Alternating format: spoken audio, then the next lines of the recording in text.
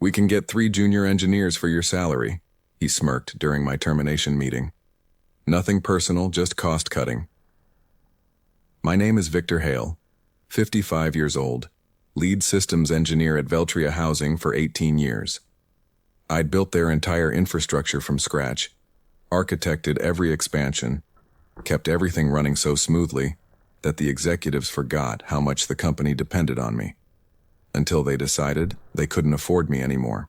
I sat across from Graham Vickers, the new chief technology officer who'd been with the company for all of 6 months. He was 42, wore designer glasses, and had an MBA from Cornell. He'd been brought in to modernize operations, which apparently meant cutting the most experienced staff first. The severance package is generous, said Diane from Human Resources, sliding a folder across the table. 2 months' salary, plus your accrued vacation time. I nodded, took the folder and said, "Thank you." "Is that all you have to say?" Graham looked almost disappointed. Maybe he'd expected me to argue or threaten legal action, give him something to tell the board about how difficult I was being. "What would you like me to say?" "Most people in your position have questions, concerns." I shrugged. "Seems pretty straightforward to me." Graham exchanged glances with Diane, who looked equally perplexed by my calm. What they didn't understand was that I wasn't calm. I was just done. There's a difference. "Well, we'd appreciate your help with the transition," Graham continued. "The new engineering team will need some guidance on the system architecture. Perhaps a consulting arrangement for a few weeks." "I'll think about it," I said, knowing I wouldn't. We shook hands. I cleared out my desk without complaint. 18 years of work fit into a single cardboard box. I nodded goodbye to a few colleagues who looked away awkwardly, afraid the same fate awaited them. As I walked to my truck in the parking garage, my phone buzzed. A text from Alan, the database administrator I'd hired 12 years ago. "This is bullshit, Vic. The whole team's freaking out." I didn't respond. At home, I sat on my deck overlooking Lake Ontario, nursing a glass of bourbon, watching the sunset paint the water copper. My wife Elaine placed a hand on my shoulder. "What will you do now?" I shrugged. "Something will turn up." What Graham didn't know, what he hadn't bothered to learn, was that I hadn't just built their systems. I had custom-coded large sections myself with minimal documentation, because the company had always refused to fund a proper documentation team. Only I understood the deep redundancies, the hidden security layers, the intricate network architecture, and I wasn't planning to explain it to anyone now. I started at Veltria Housing back when it was called Bayview Properties, a small real estate management firm with 4 apartment complexes and a dozen employees. Their entire IT infrastructure consisted of 2 desktop computers, a fax machine, and a dial-up internet connection. The owner, Harold Bayview, hired me away from a consulting gig in Syracuse. "We're expanding," he told me. "Need someone who can build us something solid." Over 18 years, I'd turned that rudimentary setup into an integrated property management system that handled everything from tenant applications and background checks to automated maintenance requests and rent collection across 63 properties in 4 states. I'd built it piece by piece, adapting, upgrading, refining as the company grew. When Harold retired 5 years ago, his son Justin sold the company to a private equity firm that rebranded it as Veltria Housing. They kept me on, impressed by what I'd built, but things began to change. New executives, new priorities. Quarterly targets became more important than long-term stability. My warning signs came gradually. First, they rejected my proposal for a documentation team. "Too expensive," they said. "We'll get to it next quarter." That quarter never came. Then they started bringing in consultants. Young MBA types who talked about disrupting property management and leveraging cloud solutions. They'd sit through my explanations of our system architecture with glazed eyes, then recommend off-the-shelf solutions that wouldn't integrate with our custom infrastructure. I kept pushing back, explaining why their approach wouldn't work, showing them the custom code that made our system unique. Eventually, they stopped inviting me to planning meetings. Elaine noticed it before I did. "They're pushing you out," she said one night over dinner. You need to prepare. I brushed her off. They need me. No one else understands how the whole system works together. That might be exactly the problem, she replied. 6 months ago, they hired Graham as the new CTO. He came from a banking software company and immediately started talking about standardization and legacy system replacement. He hired 3 junior engineers fresh out of college, had them shadowing me, asking questions about the system. I answered their questions, but I knew they weren't grasping the complexities. How could they? It had taken me years to build those systems, to understand the interdependencies, to create the redundancies that kept everything running smoothly when problems arose. Last week, Graham stopped by my office. "Quick meeting tomorrow morning," he said casually. "Just a quarterly check-in." I should have seen it coming. The first call came 2 weeks after my termination. I was in my home office updating my resume when my phone rang. Graham Vickers. I let it go to voicemail. "Victor, it's Graham. We're having some issues with the tenant portal. The junior team is working on it, but they're having trouble understanding some of your code architecture. Could you give us a call back? It would just be a quick consultation." I deleted the message and went back to my resume. 3 more calls came that day, each voicemail sounding increasingly desperate. By evening, Alan texted me. "System's been down all day. Maintenance requests aren't processing. Graham's losing his mind." The next morning, Diane from HR called. "Victor, I hope you're doing well. I'm calling because we'd like to discuss a consulting arrangement, just temporary, to help with some current system issues. The compensation would be quite generous." I picked up my phone. "How generous?" $300 per hour, minimum 4-hour engagement." "I'll think about it and get back to you," I said, then hung up. I sat at my kitchen table, staring out at the lake. Elaine placed a cup of coffee in front of me. "What are you thinking?" "I'm thinking they're finding out exactly what I'm worth." Over the next 3 days, the calls increased. Graham, Diane, even Justin Bayview, who was still on the board. The tenant portal was down. The maintenance scheduling system was throwing errors. The automatic payment processing had failed, affecting thousands of residents. I didn't respond to any of them. On day 4, an email arrived from Devlin Systems, a regional competitor to Veltria. They managed fewer properties but had been expanding rapidly. The email was from their director of technology, Lawrence Devlin himself. "Victor, I heard about your situation at Veltria. We've always admired your work from afar. Would you be interested in discussing opportunities with us? We're looking to upgrade our entire property management infrastructure." I replied and set up a meeting for the following day. That evening, as Elaine and I were preparing dinner, my doorbell rang. Graham Vickers stood on my porch, his designer glasses slightly askew, his normally immaculate suit wrinkled. "Victor, I apologize for dropping by unannounced, but we have an emergency situation. The entire system is down. Nothing is working. The team can't figure out what's wrong or how to fix it." I leaned against the doorframe. "That sounds serious." "It is. We need your help.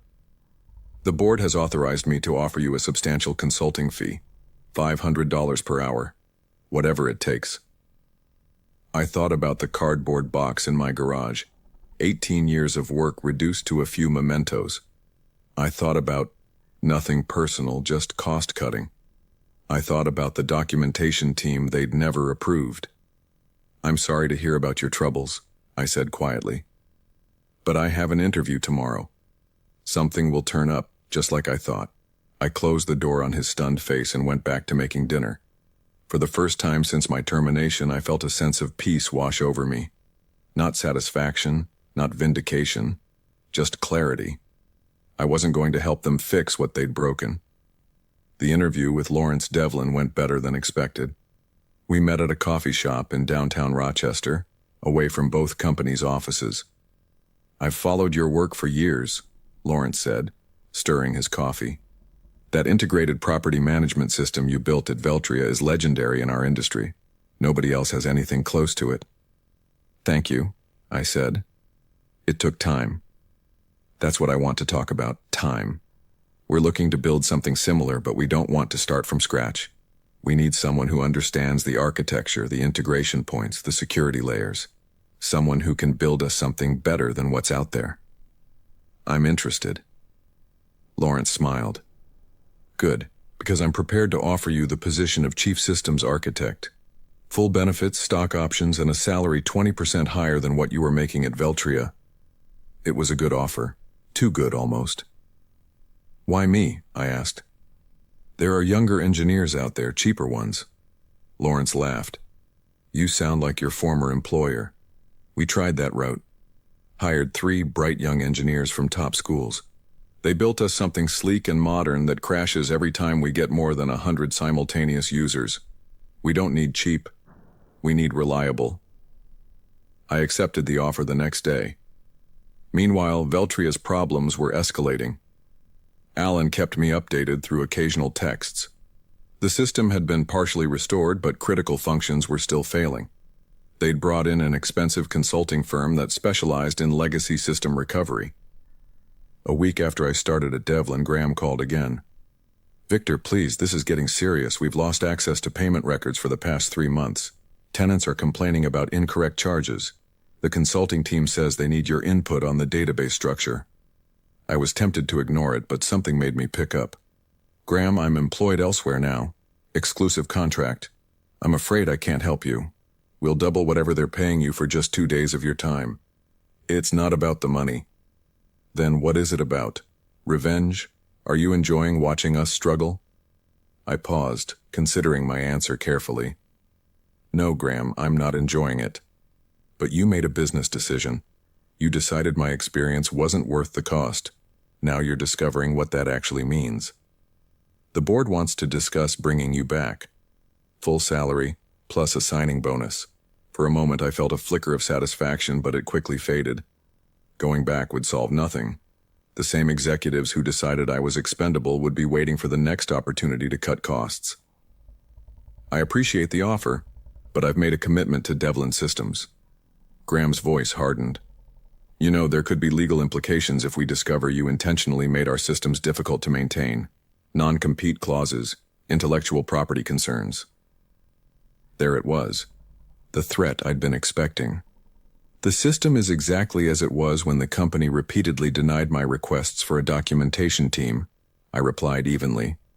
Every line of code belongs to Veltria, as specified in my employment contract. I've taken nothing with me except my experience, but feel free to have your lawyers contact mine. I hung up, hands shaking slightly. Not from fear, but from anger I hadn't allowed myself to feel until now. The accusation that I'd somehow sabotaged them was the final insult. At Devlin, I was starting fresh, building systems properly from the ground up, with full documentation, training programs for the engineering team, and redundancies that would prevent the kind of catastrophe Veltria was experiencing. I wasn't going to look back anymore, but I wasn't going to help them either. Some lessons had to be learned the hard way. A month after joining Devlin Systems, I received an unexpected visitor in my new office. Alan, my former database administrator, stood awkwardly in the doorway, holding a laptop bag. Got time for lunch? He asked. Over sandwiches at a nearby deli, Alan filled me in on the chaos at Veltria. It's worse than you think, he said, lowering his voice despite the noisy lunchtime crowd. They've lost access to historical data going back 3 years. The backup systems are corrupted somehow. The consulting firm is saying they might need to rebuild from scratch. I wasn't surprised. The backup system had multiple redundancies and security protocols that needed to be followed precisely. Skip one step, and the entire process would fail in a way designed to protect tenant data from unauthorized access. That's not all, Alan continued. I found something when I was trying to help the consultants understand the payment processing system. Graham had been planning your termination for months. He'd been meeting with the board, convincing them that your custom infrastructure was too expensive to maintain. How do you know this? Alan pulled out his laptop and showed me a series of emails he'd discovered in the system archives. Emails between Graham and the board discussing the legacy staff reduction plan and specifically naming me as the first target. He told them they could replace you with cheaper engineers and transition to off-the-shelf solutions within 6 months, Alan said. He projected cost savings of over $1 million annually. I read through the emails, feeling a strange detachment. One line from Graham stood out. Hale's custom systems are unnecessarily complex. He's made himself indispensable by design, not necessity. There's more, Alan said. The private equity firm that owns Veltria is planning to sell. They've been prepping for this for over a year. Graham was brought in specifically to cut costs and make the company look more profitable before the sale. Now it all made sense. The push for standardization, the resistance to proper documentation, the sudden focus on reducing senior staff costs. It wasn't about improving the company, it was about dressing it up for a quick flip. "Why are you showing me this?" I asked. Alan closed his laptop. "Because I quit yesterday, and I'm not the only one. Half the IT department has left. The consultants are estimating at least 6 months to restore full functionality, maybe longer." He hesitated. "And because Veltria's biggest client, Westbrook Properties, is considering jumping ship. They've lost faith in the management system." I thought about the implications. Westbrook represented nearly 30% of Veltria's revenue. Losing them would be devastating, especially with a sale pending. "What will you do now?" I asked. Alan grinned. "Actually, I was hoping Devlin might be hiring database administrators." Later that afternoon, I spoke with Lawrence about bringing Alan on board. He agreed immediately.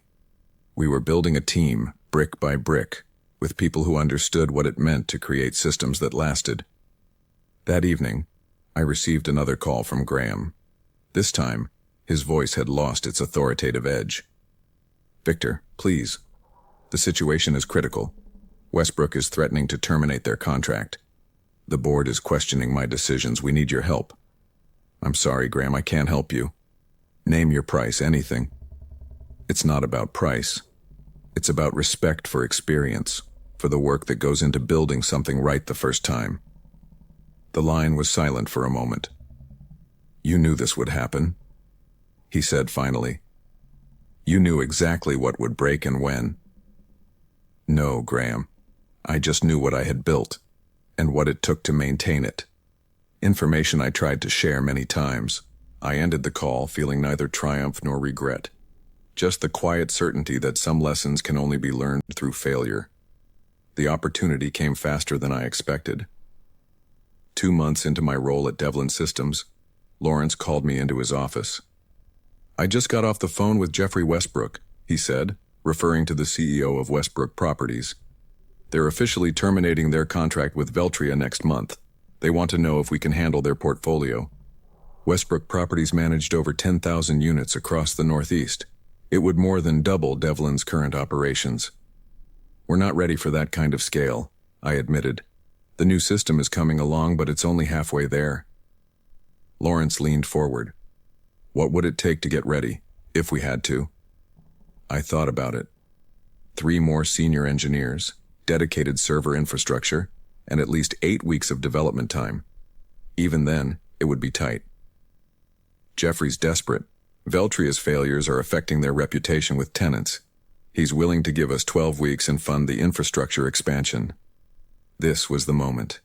The turning point. If Devlin took on Westbrook and succeeded, it would establish us as a serious competitor in the industry. If we failed, it could sink both companies. "Let me think about the architecture," I said. "I'll draw up a plan by tomorrow." That night, I barely slept. I sketched system diagrams, mapped data migration pathways, considered scaling challenges. By morning, I had a plan, ambitious but achievable. A hybrid approach that would let us onboard Westbrook's properties in stages, minimizing disruption. When I presented it to Lawrence, he studied it carefully. "This is solid," he said finally. "But I notice you've included a substantial documentation phase. That adds 3 weeks to the timeline." "It's non-negotiable," I replied. "That's where Veltria failed. We document everything from day one. We train the team on every component. No single points of failure." Lawrence nodded. "I'll take your word for it. Let's move forward." The next weeks were intense. We hired 5 more engineers, including 2 who had recently left Veltria. Alan built a database migration tool that could translate Veltria's data structure into our new system. I designed a modular architecture that could scale with Westbrook's needs. Halfway through the project, I received an email from Justin Bayview, the former owner's son who still sat on Veltria's board. Victor, I want to apologize for how things ended. The board was misled about the implications of letting you go. Graham has been removed as CTO. We're struggling to recover, and Westbrook's departure will hit us hard. If you're ever interested in coming back, the door is open. I didn't respond. 10 weeks into our 12-week timeline, we were ready for a staged rollout. Westbrook's smallest region, comprising 2,000 units in western New York, would migrate first. If successful, the remaining regions would follow. The day before the migration, Lawrence called me into his office again. A familiar face was waiting. Jeffrey Westbrook himself. "So you're the system architect?" Jeffrey said, standing to shake my hand. "Lawrence has told me a lot about you." "All good, I hope." Jeffrey smiled. "He says you've built us something that won't break down every time we add a new property. Something that will grow with us." "That's the plan." "I also hear you used to work for Veltria." I nodded, unsure where he was going with this. "They're in trouble, you know. The private equity firm is trying to sell, but with Westbrook leaving and their system still not fully functional, they're not finding many interested buyers." He paused. "Except one." "Who's that?" I asked, though I suspected the answer. "Devlin Systems," Lawrence said. "We're considering making an offer, at a substantial discount to what they were valued at 6 months ago." I looked between them, processing the implications. "If that happens," Jeffrey continued, "we'd want someone who understands both companies to lead the integration, someone who could salvage what's valuable from Veltria's infrastructure while transitioning everything to your new architecture." "Are you asking if I'd be willing to work on that?" I clarified. Lawrence nodded. "Only if the acquisition goes through, and only if you're comfortable with it." I thought about the irony. The system I'd built, the people I'd trained, the company that had discarded me, all potentially coming back under my direction. "I'd be willing," I said finally. "But I have one condition. We do it right. Full documentation, proper training, no shortcuts." "Agreed," Lawrence said. "We've learned that lesson." As I walked back to my office, I felt no vindication, no desire for revenge. Just the simple satisfaction of knowing that good work, done right, eventually speaks for itself. 6 months later, I stood in the lobby of what had once been Veltria Housing's headquarters. The sign now read, "Devlin Integrated Property Management." The acquisition had gone through for less than a quarter of what the company had been valued at before my departure. Lawrence and I walked through the office, greeting former Veltria employees who would be staying on through the transition. Some looked away awkwardly. Others smiled with relief. A few, those who had worked closely with me over the years, nodded with quiet understanding. Graham was gone, along with most of the executive team that had approved my termination. Justin Bayview had stayed on as a consultant, helping ease the transition with legacy clients. When we reached the server room, my old domain, I paused. Through the glass, I could see the hardware I'd specified, the blinking lights of systems I'd designed. "Want to go in?" Lawrence asked. "No need," I replied. "We'll be migrating everything to the new infrastructure anyway." In the main conference room, the remaining Veltria staff had gathered for the announcement.